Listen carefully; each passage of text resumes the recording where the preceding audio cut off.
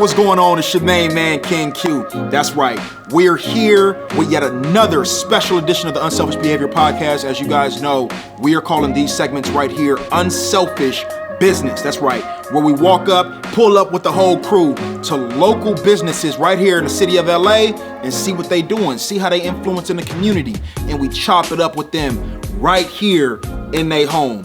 For this episode, we have the lead trainers. That's right, the lead trainers for the one, the only Westside Boxing Club.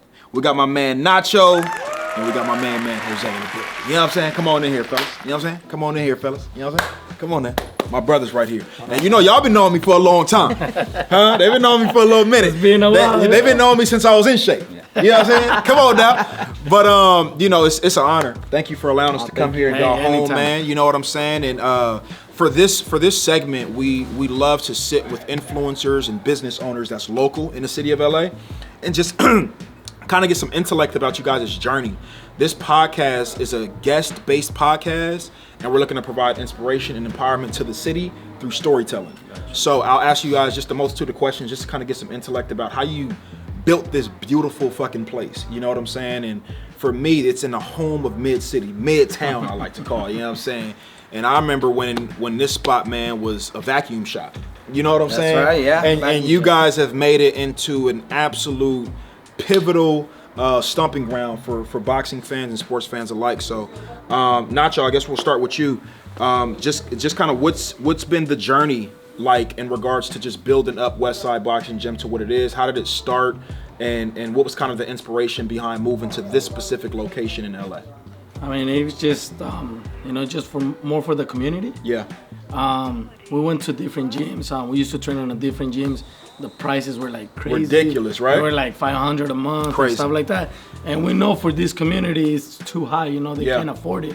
So we try to keep the prices as the same price for the past 13 years. Nice. So they can afford it, and we just went from there. We make big sacrifices at the beginning, but now we're good, we're stable, and we're happy. I love it. And Jose, I know that you guys' dad is a pivotal piece of the puzzle. Obviously, he's not here, but just kind of talk about the influence that your dad had on building this up and how he instilled certain qualities of giving back to the community within you and your brother.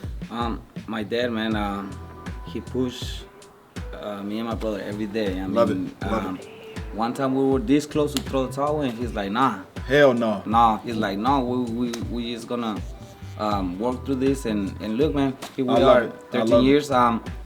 Every year we try to give something back to the community, like you say, turkeys, toys, or things like that. But yeah, absolutely. We're happy.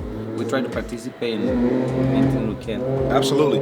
And Nacho, I feel like spots like this are very key for the youth. I feel like it's so important for the youth, especially in the inner cities of LA, to have outlets to where they can come, be fit, be expressive. But one thing that I notice and that people would notice if they've ever visited Westside Boxing Club is the first thing that really drew me to you guys is that it feels like family. Yeah. Like you come in here starting off, you don't know anybody at all, but you leave feeling like you just met a whole bunch of new brothers and sisters. What is that a testament to? Just kind of incorporating that family vibe. I think that's what makes us different. Yeah, absolutely. That's what makes us different. We're a family gym. You have that stereotype that you walk into a gym and you see all these tough guys looking at you crazy, try to challenge you right away. Right. And they make you feel unwelcome right away. And we do the opposite, We treat everybody like family. And I think that's what makes us different, and I think that's what people like to come here. I love it. More than anything. Yeah, we're different. I mean, we joke around, we always smiling, laughing, Yeah, great personality. We have a rule, everybody, as soon as they come in, they gotta shake everybody's hands. I love it. When they leave, they gotta do the same thing. Show respect. I mean, it's brotherhood. I love it. We call them the Westside family. So. Come on now. Now, another thing, man, and I fucking love you guys, man. Just on an individual level, I know that I haven't seen or trained here for a while, just, for me moving out of this part of the city, but you guys really represent what community is all about for me, and it's super, super dope. But I do have a question about the branding. one thing that I noticed when I came in here was all the skulls all over the fucking place. Goddamn Skull Island in this motherfucker. You know what I'm saying? It's the skull temple everywhere. You got skulls in the bathroom. You got skulls on the ceiling. Skulls on the goddamn. It's a big ass skull right here on the side of the building. So what's kind of the inspiration? And any of you guys can just chime in. What's the inspiration? I'll tell you this. Look, Will and the inside will a skull. You know, it doesn't matter what color you are. There we go. It doesn't matter what sex you are. It doesn't matter anything. At the end, we all one skull in the inside. So that's what we represent more than anything. You know, like it doesn't matter what color you are, what race you are. You're more than welcome in here. We're all skulls, and this is the skull temple. I love it. I love it. Plus, it works very good because every single boxing gym has 2 gloves hanging. A guy fighting. Right. So we were like, man, we gotta do something different. And you know, we had the same idea, and let's do a skull. I mean, nice. Whatever what Nacho says is true, and then we can just be a little bit different. Got you. One thing that just came to my mind was I'm thinking about Mike Tyson and his journey, and I watched a documentary on him, and he was talking about how this was the only outlet he had in his life to feel like he was somebody, to feel like he had a purpose, to feel like, how big is it for you guys to know that you're providing a space for kids and for even adults to have an outlet to feel a part of something bigger than themselves? Because for some people, Westside Boxing Gym is all they have. Like, and I'm sure you guys have experienced kids like that, to where it's like, you know, whether it's working with foster youth, whether it's working with, you know, kids that don't have family, you know, how does that feel to know that you're building a platform, you've built a platform that represents so much for the youth? What's that kind of? It feels great. I mean, it's not just about building champions in the ring. That's right. And we're also doing it outside the ring. I love it. Because when you see a kid coming since he's young, and then all of a sudden you see him on the streets and you see him, he's doing well, and you know you have part of it, and you know you had influence to it, then it feels good, man. Absolutely. It feels like you build a champ, you know. And that's more than anything why we do it. We do help out kids. We do help out kids that financially they're not right. But it's just boxing. There is something about boxing that I want to say that people don't understand. They think it's violence. It's not violence. It builds self-confidence. There we go. On kids. There we go. That are being bullied out there or whatever. Now they can walk with confidence. It doesn't mean they're gonna be fighting, because it stops from a lot of fighting too. Because you can think, oh, I'm gonna hurt this kid. You know, I'm just gonna walk away. But at the same time, you're like, what if he knows more than me? Facts. And it prevents a lot. But at the same time, you get a lot of security in yourself. And that's what helps a lot of kids. We have kids with autism. Yeah, there we go. They've been with us for years now. They love to be here because they feel like they can do something. Their self-confidence built up so much that now they can walk on the street on their own. And be completely fine. And here, man, they don't see they see everybody the same. As the same. I mean, I love it. Even if these guys, you know, has a problem with anything, they don't care. I mean, we treat everybody the same. I love it. One thing that I love to talk about with influencers, business people, and just entrepreneurs in general is the journey. I love talking about, you know, the highs and the lows of a journey. It's very fascinating to me because we live in a world to where people just want to celebrate the wins, but they don't understand in order to have the wins, you have to have and go through a lot of losses in order to get to a certain space. Talk to me a little bit about the struggles that were earlier on in the journey and building up something so special. I mean, we always talk about that because people come to us and, you know, now that we work with y'all cracking, y'all doing y'all thing. You got Oscar De La Hoya, you got Golden Boy, but they don't know what it took. You know what I'm saying? They get there. No, and the first thing they say, you're lucky. Come on now. Okay, this hard work, baby. First of all, bro, we're here from 9 in the morning to 8:30 p.m. every day. Every day. You know, Monday through Saturday. So that's like 12 hours every day being here. Grinding every day for 13 years. And man, they don't know at the beginning how much we struggle. We had to sell our cars. We had to impound our jewelry. We have to do a lot of stuff. That's true. Man, that's wild. We had to sell our house. Jose forgot about that. He said, "Damn, that's true." Nigga did sell his watch. And you know what? Hey, and I'm gonna tell you this, and a lot of people, Latino community, they're gonna understand us pretty good. We did this shit without having any papers or social. Wow, come on now. So now we're good. Now you're good. We're good. Now we're good. Now we can say it on camera. Now we're good. We good now. You know what I'm saying? We're good. Mr. President, we're good. I love it. Hey, but back then, none of us have a social or anything, and we still put this business, and we still work hard. That's right. Hey, this is the country of opportunities. Absolutely. Only people who want to take it, they're there. You just have to go and grab them, you know. Yeah. And that proves something that everything is possible. Absolutely. I mean, a lot of people say, oh, you can because you don't have papers, you don't have this. You know, like I said, my dad, he's like, everything is possible. Tune if that you shit want out. to do it, yeah. It's possible. So we do it. We did everything.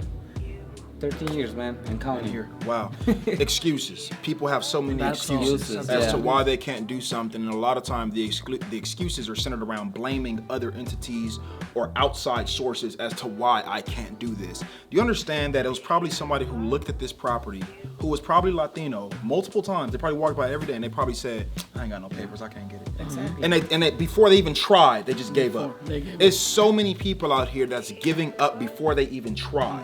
Stop just taking the feedback I tell people, right, of just telling you that you can't do something and people just folding. And one of the reasons why we did it is because he worked for 15 years in a company and I worked for 13 years in the same company. Nice.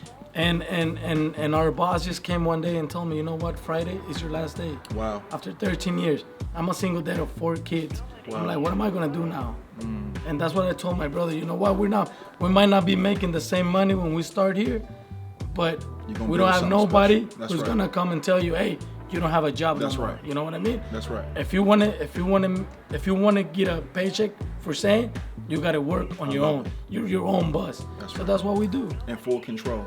It's the year of ownership. That's it. You know, and I think it's so important for people to understand. True freedom is being able to wake up every day and be in control of your time. Exactly. Your time is your most valuable asset. So a lot of people don't do things because the money may not be coming in right away. So they'll get discouraged. Like, but that's part of the process. It's part of the process to build up something special. And I was just talking to a sister last night who came on my show, and I was telling her, you value it so much more when you build something from scratch. You know what I'm saying? So it's absolutely beautiful. One last thing that I want to say before we take off is I realized that when I come to this gym, I haven't been here in at least 4 years. I see people still in this gym that were here when I first started 8 years ago. What's a testament to like continuously having clients that constantly come back? My man, Torta over there, you know what I'm saying? But what do you attest that to? Like people continuously coming back and saying, I'm not training nowhere else but Westside. You know what? I don't think we can really say anything about it but them. Yeah. Because it's the only ones they know, you know, why they're still here. Right. I can say many things, and like I said, I want to say a lot of things, but I think people will speak from themselves. That's right. That's right. So I can't really say anything. I love it. What do you think? I mean, I keep telling these guys, they look like my sons. Come on now, you don't raise them since they was this big. I spend more time with these kids than my own kids. So I mean, they know. I mean, I love it. Even if I scream, I tell them, I give them shit. I know how y'all do. Them. Yeah. Trust me, I know how y'all do. Y'all ain't got no mercy in this motherfucker. But you instill that hard work that your dad instilled within y'all at a young age. You instill that within your clients, and you can feel that. And you know that, like Nacho was mentioning, big parties because that's my only brother. So I don't have sister, no more brother. Gotcha. And my dad, so we're like this. Super close. Family, 100%. And I think that's we're special. I love it, man. Well, look, it was an absolute honor, my brother, to have me in y'all house. You know what I'm saying? I love y'all, man. I'm proud of y'all, and continue to build up this thing. And I know for a fact, you know, within the next few years, we're going to continuously see the brand elevate and eventually take over. That's for sure. Take over all the and boxing. You better be back. Come on now. You know I'm gonna get up in here. You know I'm gonna get up in here and bring the whole squad too. Hey, we're gonna be challenge, right? Come on now. They challenging me on camera like that. You know what I'm saying? Well, look, you may catch me up. You know what I'm saying? You don't put me on camera because now I gotta put a little promo video together of me in here hitting some shit. You know, like I took the challenge. But with that being said, King Q, Nacho, no, thank you, man. My main man Jose, Westside Boxing Gym. Continue the good work. And for this episode, that is an absolute wrap. You know we can't leave no episode without shouting out the squad. Shout out to my main man, B Visuals, who's in charge of the production staff. That's right, he knocks it all down. And our beautiful queen of the podcast, Simone, the booking manager up in here. And we got my main man, Malicious Skates, in the building right now. Y'all can't see him, but y'all know Malicious Skates very well. With that being said, we out.